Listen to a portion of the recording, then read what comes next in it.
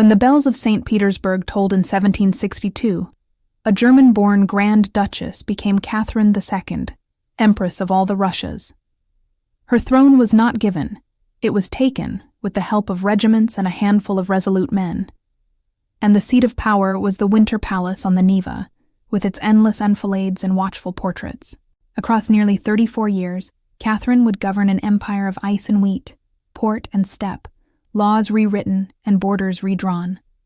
The stakes were lineage and law, an heir to secure the Romanov line, a church to placate, the eyes of Europe to impress or defy.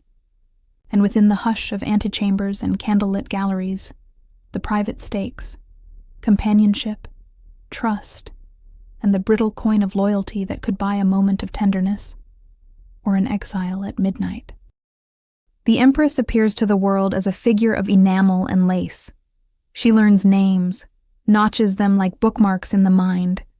She speaks with ministers in French and dispatches orders in Russian.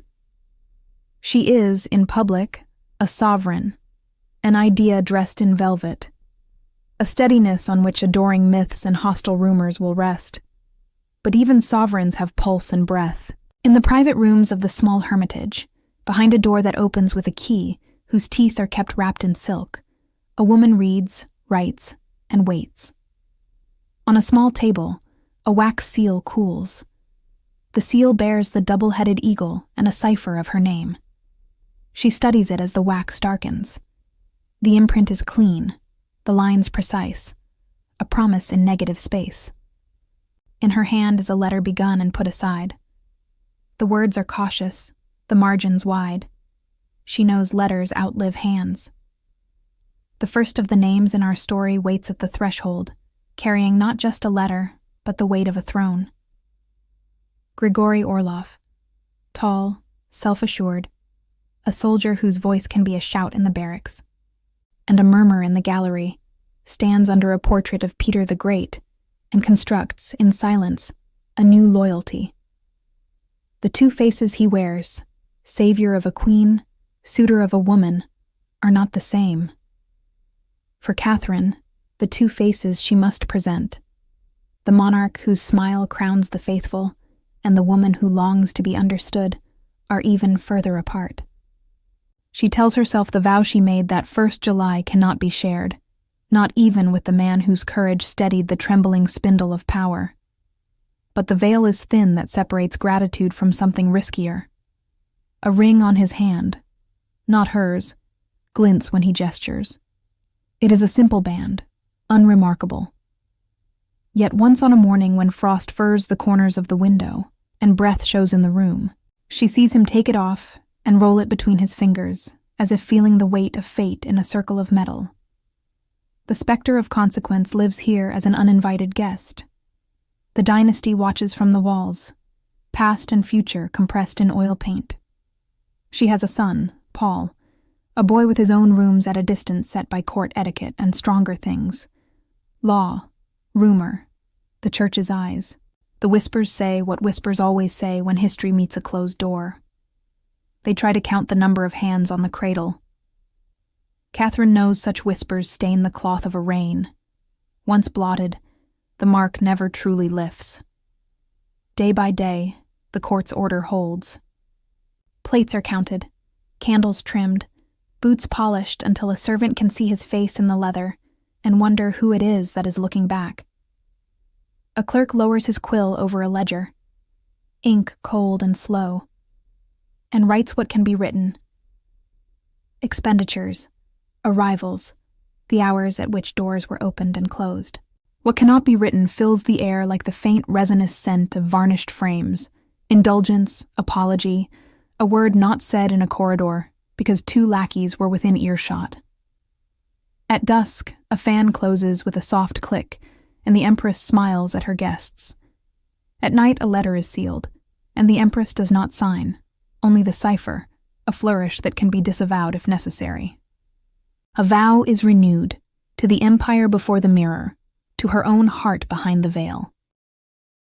Grigory Orlov walks as if he owns his footsteps, but he pauses now with a man who is accustomed to meeting his sovereign only at a distance, the young courtier Grigory Potemkin, with one eye damaged from service in a war that will not happen for another decade, a mind like a quick knife, a smile like a curtain pulled slightly aside. Potemkin knows how to watch without staring. He moves through a room like a thought sneaking up on a conclusion. Catherine's gaze finds him and moves away, but does not forget the angle of his head, the way he bows low but not small.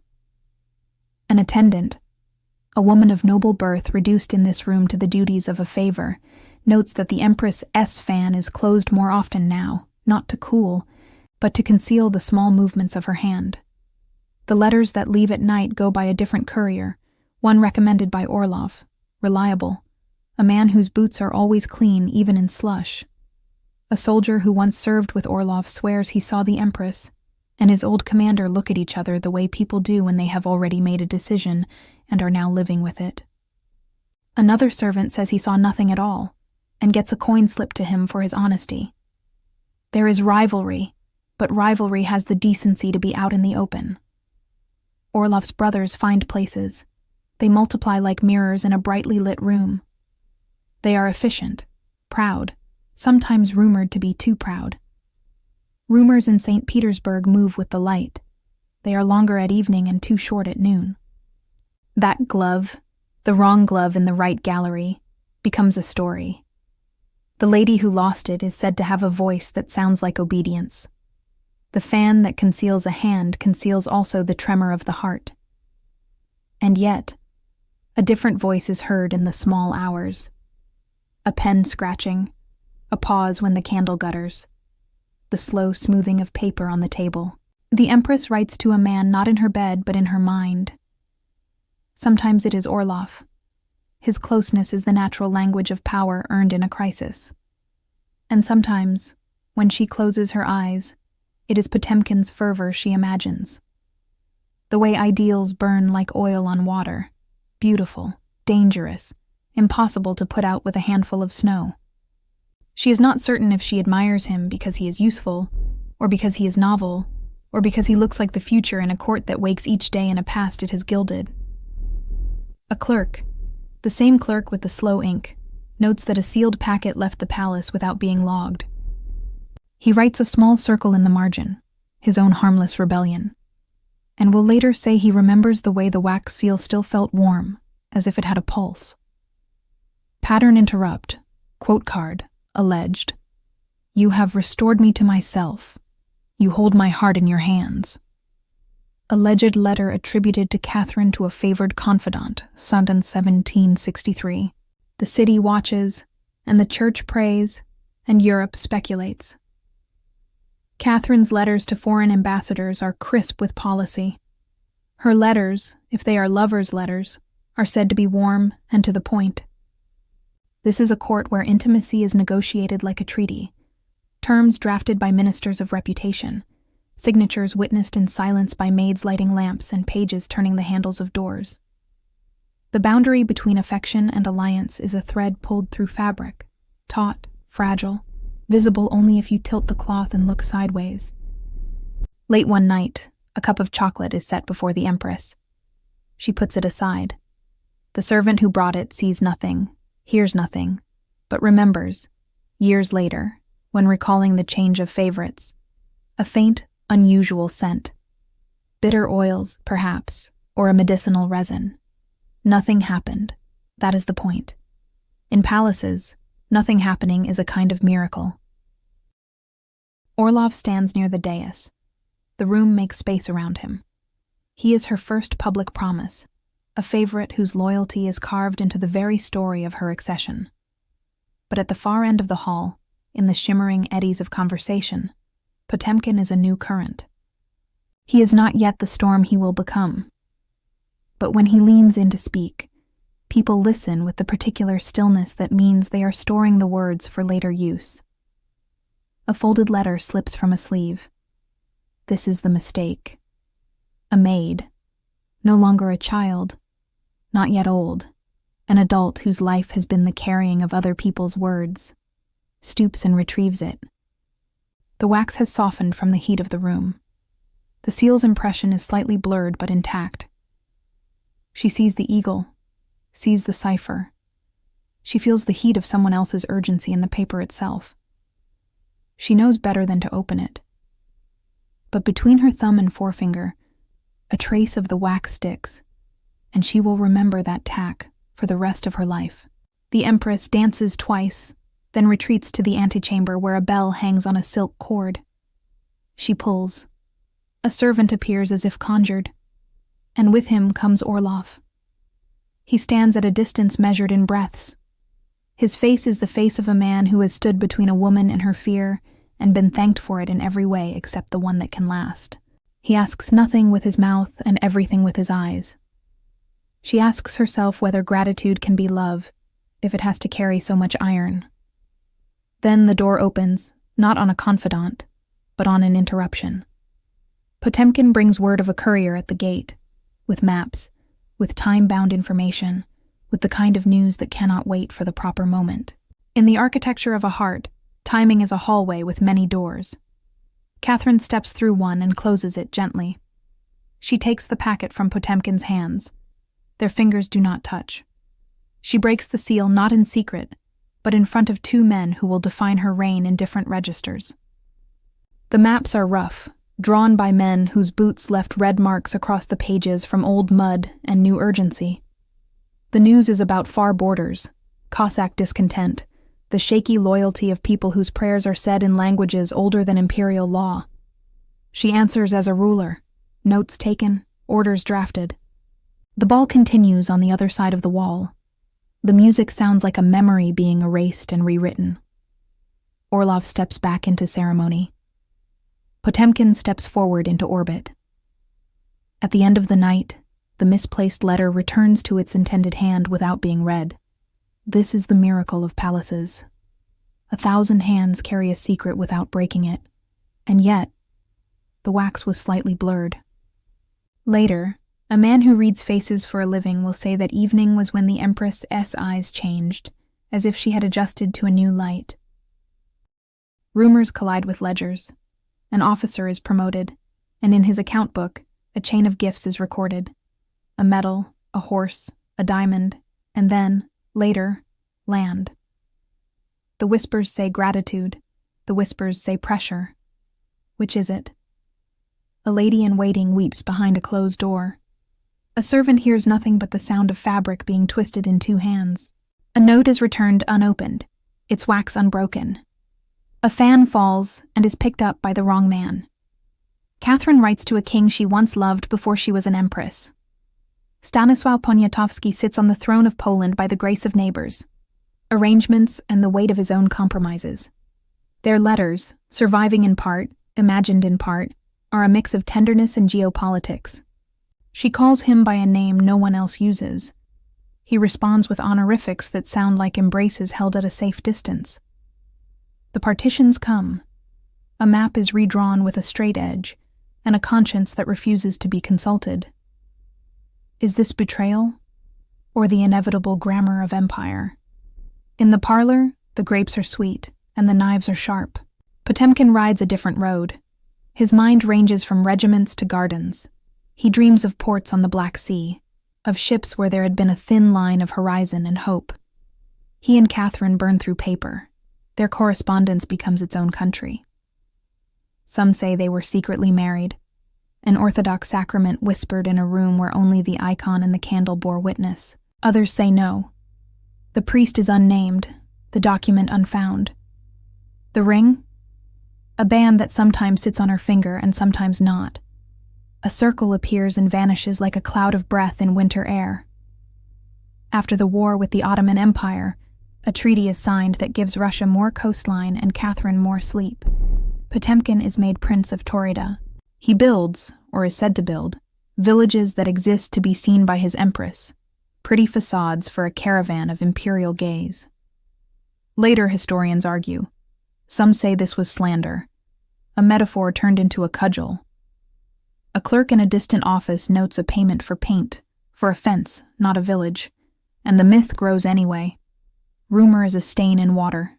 Drop once and watch it swirl. Back in St. Petersburg, Orlov begins to fray against the edges of a court that has moved on without moving him. He is sent abroad. He returns with a jewel as enormous as a story that cannot be carried comfortably.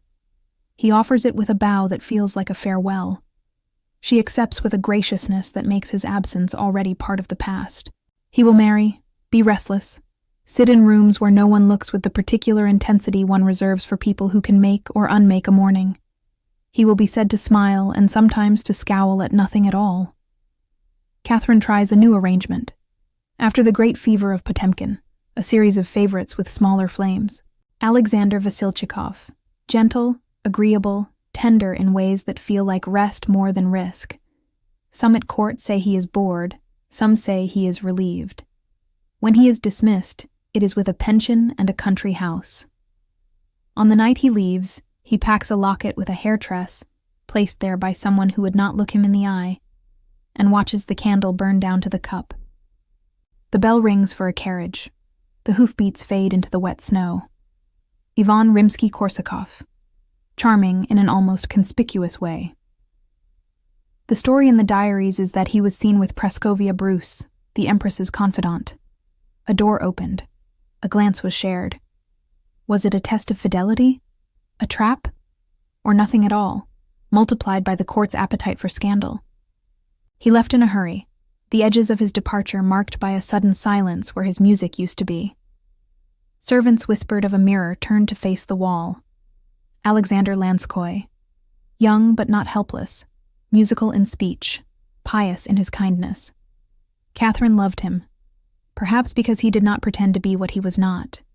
He was a companion, a woman's evening, a man who could take joy seriously. When he died, suddenly, of an illness that was no one's will, the palace moved as if the floor had shifted.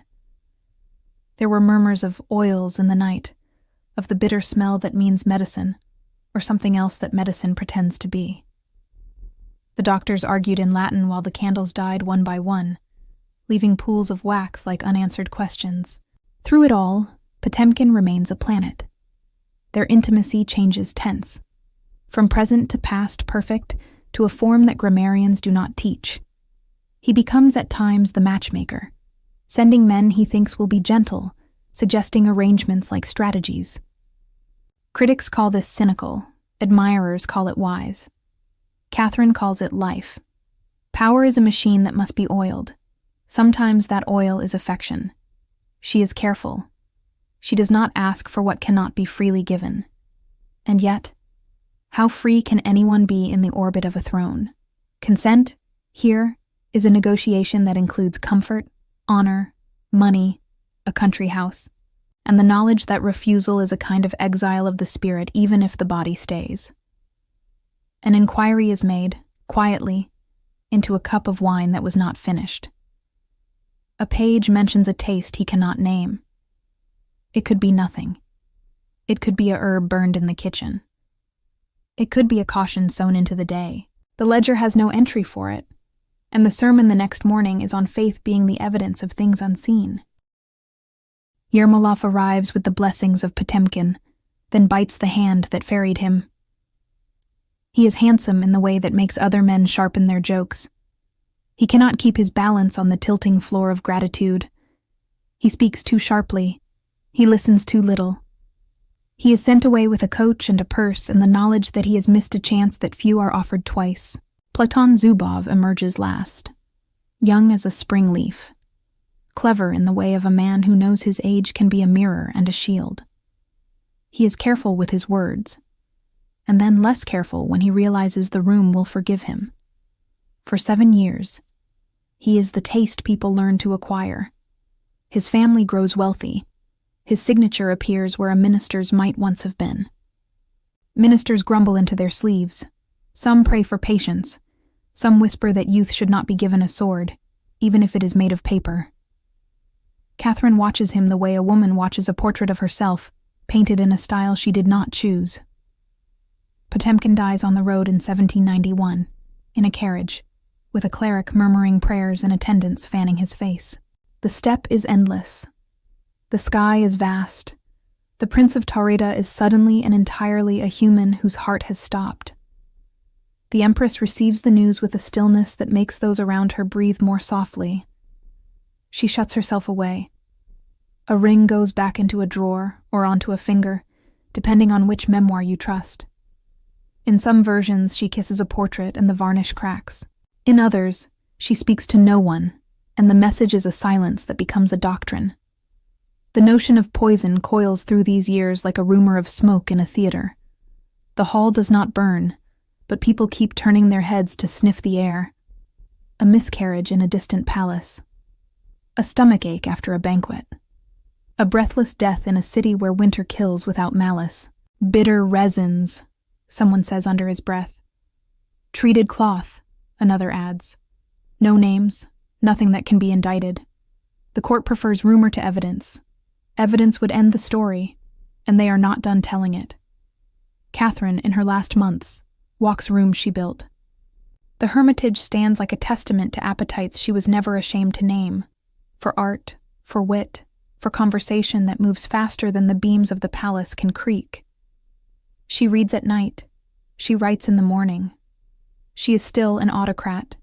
She is still a woman who loved and was loved back. On a table by the window, a sealed letter addressed to no one now living, its wax smooth, its purpose unknown. On a shelf, a locket whose hinge has been repaired twice by a jeweler who knew better than to ask. The dynasty is a thread that thickens into a rope, then frays. Her son, Paul, waits like a clock wound too tightly. He distrusts those she trusted. He drafts edicts that sound like contradictions made flesh. Catherine considers naming her grandson Alexander as heir. She drafts, perhaps, or she dreams of drafting. What is written and not sent remains in that liminal space where intent sleeps. In November 1796, the palace wakes to a sound that does not belong to any hour. Footsteps too fast for dawn, too deliberate for night patrol. A bell rings, not the courteous braided silk call, but a dull, insistent clang. Catherine's body has failed. Sudden, indisputable. The doctors gather with their satchels. A priest hurries through the corridor where wax strips have been scraped away so often the stone shows scars. Paul will rule. People who loved her will learn how long tears can take to dry when watched by strangers. A key turns in a lock, and a room is sealed. In it, a desk with scratches where rings have clicked on wood. A ledger with 3 lines left blank. A fan closed beside an inkstand. A small envelope with nothing inside but the scent of sealing wax. Years later, workers repairing floorboards in the small Hermitage find a ring wedged where the wood met the marble threshold. Plain, worn, no jewels. The inside engraved with letters so faint, they could be anything. A legend grows at once. Potemkin, Orlov. A vow made private. A curator writes in the catalogue. Provenance uncertain. A locket surfaces in an auction in Vienna. A miniature of Catherine's eye on ivory, the painter's hand meticulous and kind. Inside, a curl of hair so fine it looks like thread. Hair does not decay the way paper does. The letter beside it is a forgery. The seal is wrong. Collectors sigh and bid anyway. The myth is sometimes as expensive as the artifact. In the archives, a folded letter with softened wax sleeps for a century. A clerk, different from the one who drew circles in margins, makes a note. Unaddressed, unsigned, contents domestic. He writes no summary to protect himself from accusations of imagination. He closes the ledger with both hands and goes home to his wife, who believes that secrecy is just another word for people trying to keep their hearts from being misread. Some things are certain. Catherine governed a continent of frost and drought, of monasteries and shipyards. She laid down laws and took up novels. She laughed loudly. She forgave little. She loved, imperfectly, sometimes generously. In the same rooms where treaties were signed, she wrote to men whose names were murmured into cushions and shouted from carriage steps. We can call it patronage. We can call it desire. She would call it life, if we could ask her. The tenderness that survives history is not the embrace but the trace. A portrait cracked varnish like old laughter. A name erased from a register, and then penciled back in by a historian with a conscience a ledger's margin where ink wandered into ornament. In the Hermitage, late on a winter afternoon, when tourists have thinned and the guards stand with toes pointed toward the warmth of radiators, the light goes the color of candle wax. You can almost see the wax seal cooling in the dark.